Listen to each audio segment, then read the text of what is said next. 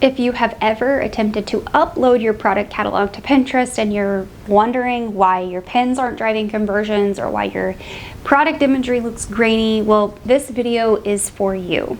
Today we are going to cover the merchant side of Pinterest. And if you are a merchant, you have a web store on WooCommerce, BigCommerce, wherever, Shopify, and you can ingest a catalog to Pinterest, then today's video is definitely going to help you out. We're going to talk about some common issues people run across when importing catalogs to Pinterest.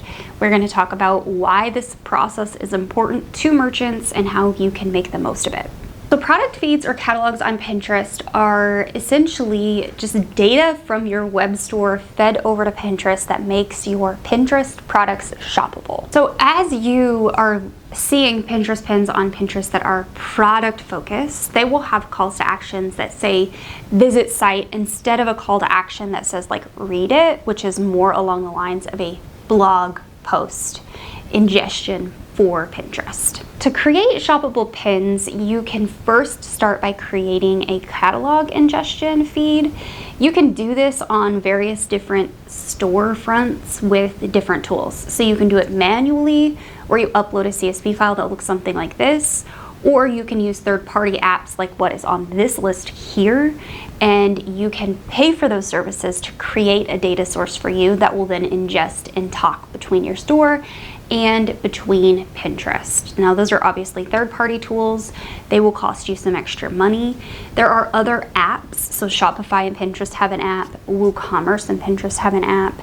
So there are definitely apps that you can also use that will kind of bridge the gap. Now, I don't know if any of these apps that are third-party apps cost money. Especially on the WooCommerce side, I'm not as familiar with those. However, these will definitely help you to create Pinterest pins out of your products without you being involved, which is superb. Now, it will create product pins out of the products photos that you upload to your listings. So if you upload 6 different images to your listings, it's going to pull all 6 of those images in. So make sure you are utilizing the image section on your listings to your product kind of benefit, and you're not using it like an Etsy listing where you're putting informational things in there that aren't really relevant to the product. Now, there are other ways that you can create product pins as well. You can simply create and upload Pinterest pins to Pinterest and link them to your product listing URLs. You can also tag products in Pinterest pins that will also create a version of the catalog pin. It looks like the catalog pin, but it was not created by an ingested catalog tool. Now those are definitely outside of the purview of today's video, so if you need help on those, leave me a comment down below and I will try to point you in the right direction. Now let's talk about who this benefits. So a catalog benefits pretty much anyone with a storefront that has the capability to create their own catalog. So if you are an Etsy store owner, you have Redbubble, you've got Zazzle, it's like a third-party marketplace, but you don't actually own the store, then you are not going to benefit from today's video or from this method. You really need to be able to own the store in order to benefit from this. So this is Shopify store owners, anyone with WooCommerce, BigCommerce. I don't know all of the store builders. Maybe you have Salesforce, things like that.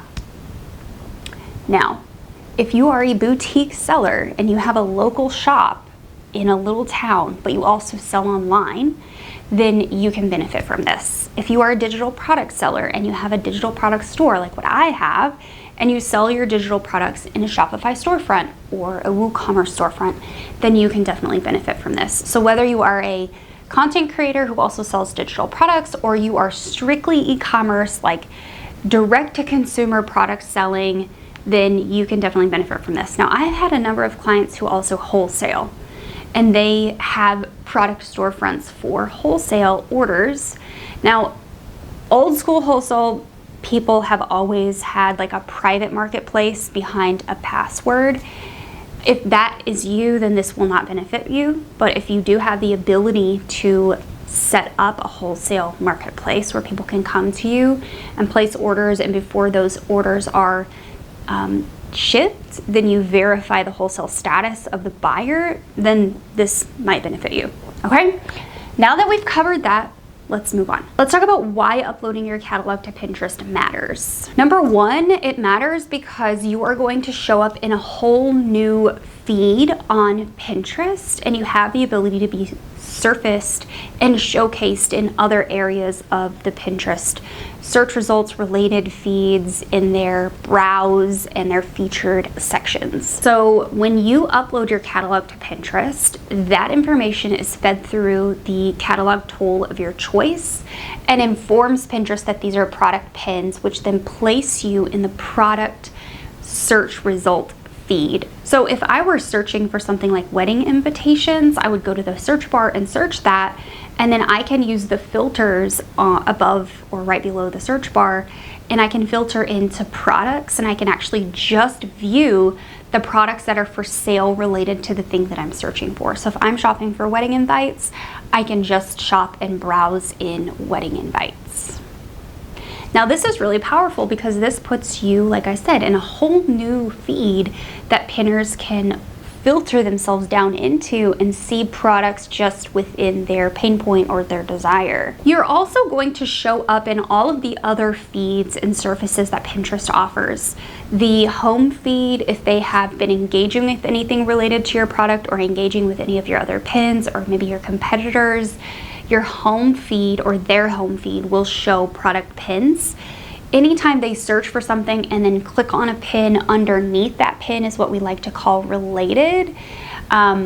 It's not just under anymore, it's also like off to the right. It seems like the interface has changed a little bit, but those pins that come up alongside yours will also feature product pins that might come from your catalog. There are also other suggestion algorithms inside of boards these days where somebody will have a Pinterest board and inside of there might be some other related, like more to offer things.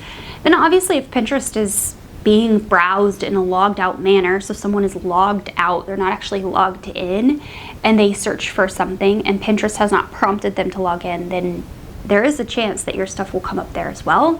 And this is a bonus, this is completely off platform, but from time to time I have seen Pinterest products come up in Google search feeds as well. Another benefit to ingesting your catalog to Pinterest is the fact that you can unlock the verified merchant status as long as you meet all of the merchant guidelines.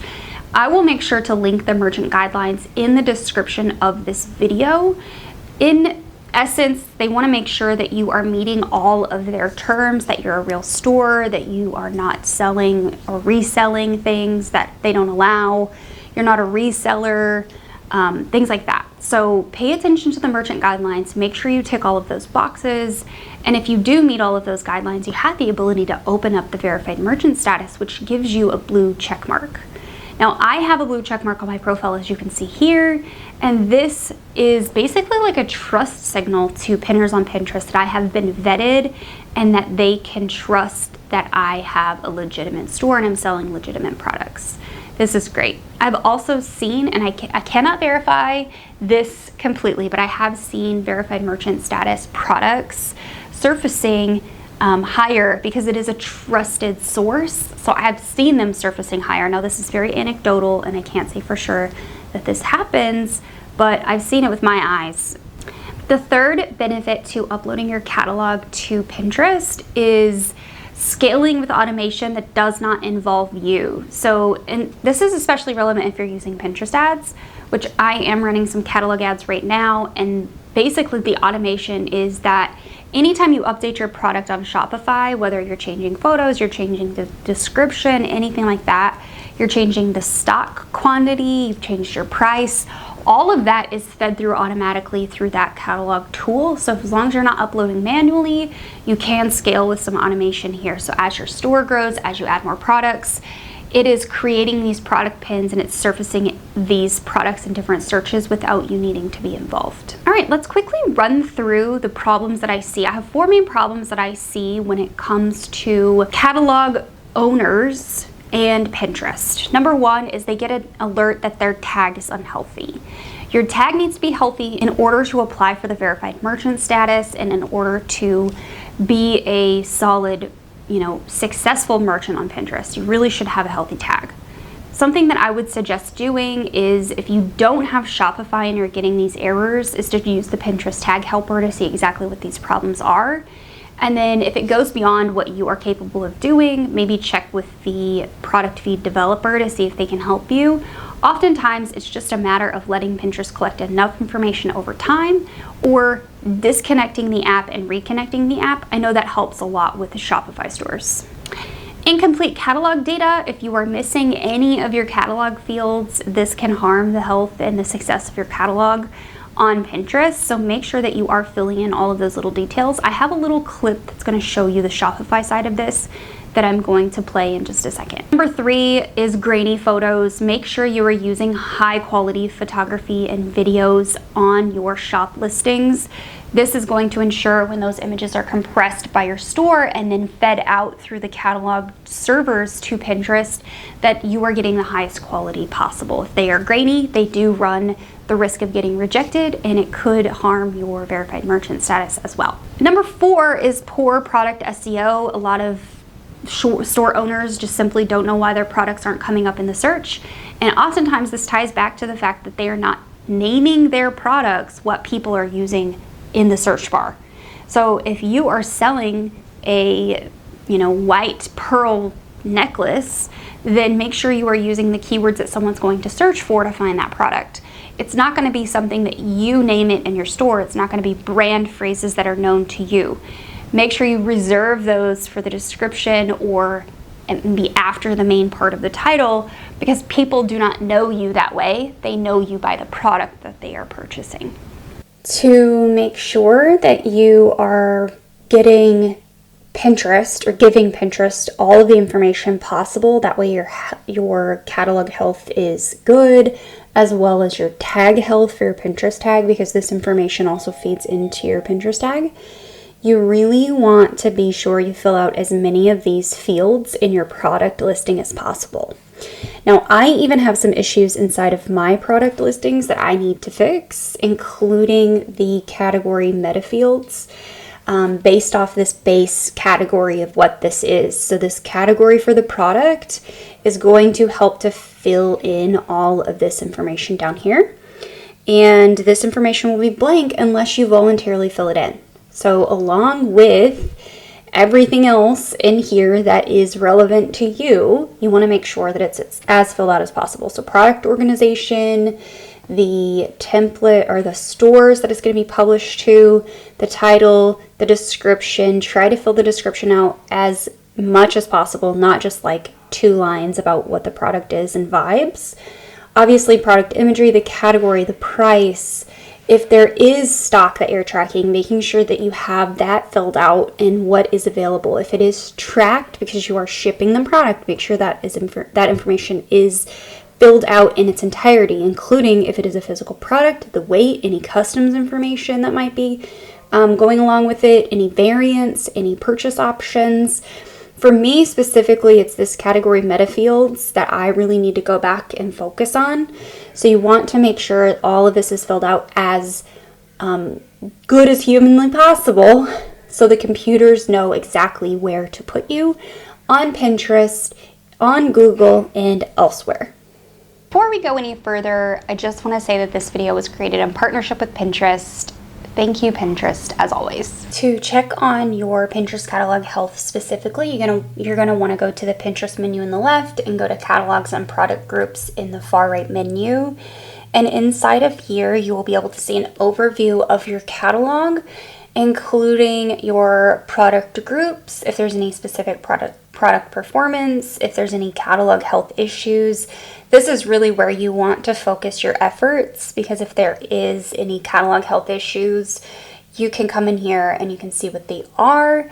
You can drill down into those issues and you can start to fix them. So it's going to tell you what the issue is, tell you the description of the issue, and then it's going to tell you what to do. So there are 14 occurrences for me of warning 4057. Some of my Shopify store items are not published. That's fine. I actually don't care that there are 14 unpublished items. They are probably items that I will be updating, or have maybe for you, that's stuff that has gone out of stock and you've just delisted it. Things that you really want to pay attention to are things like this. Some items are missing an image link URL in the product metadata. We want to make sure that all of the information in the catalog that needs to feed to Pinterest for a healthy Pinterest catalog is actually coming over. I don't think unlisted items are going to affect your catalog health. It's obviously telling you that there are ingestion issues. These are warnings. The failed to upload, these are things that did not ingest into Pinterest that you will want to pay attention to. And basically, these are product items that have a currency code missing or the price is $0. They don't ingest anything like that. So do pay attention to those items and know that they could affect your catalog health. And then ingestion warnings related to when things were ingested and if they need to be forced to ingest again. You can always push through ingestions again. So come in and go through all of your diagnostics, your products, go through your product groups. If you want to change your product groups or create product groups, you can do that in here. And then look at your data sources to make sure that they are healthy. And this is where you can have your data source imported again. If that option is available to you, it typically will show.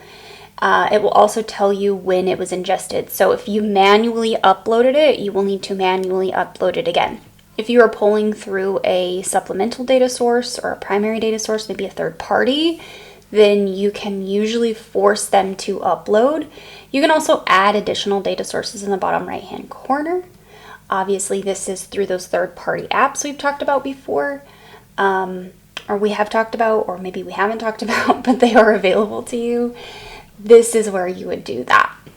And that's it. So make sure you're coming in here and you're checking on this. And that is it for today's merchant video. I hope that you have had a chance to see your merchant products, your catalogs in a different light and how you can use your store to really make sure that what's coming over to Pinterest is the highest quality possible and you are reaching your audience. Make sure you optimize those product titles and descriptions for Pinterest SEO. This is something that a lot of people fail to do because they think they just need to put something cute and brand vibes inside of there, but we really need to be using Pinterest SEO and Google SEO in our store listings in order to surface in all of the right places. So that's your bonus tip for today. If you want to learn more about Pinterest marketing strategy for your brand and your business, the next best place to start is probably the Pinterest 101 video, but I'm gonna go ahead and just link you to a playlist here that includes all of those Pinterest marketing strategies. See you next time.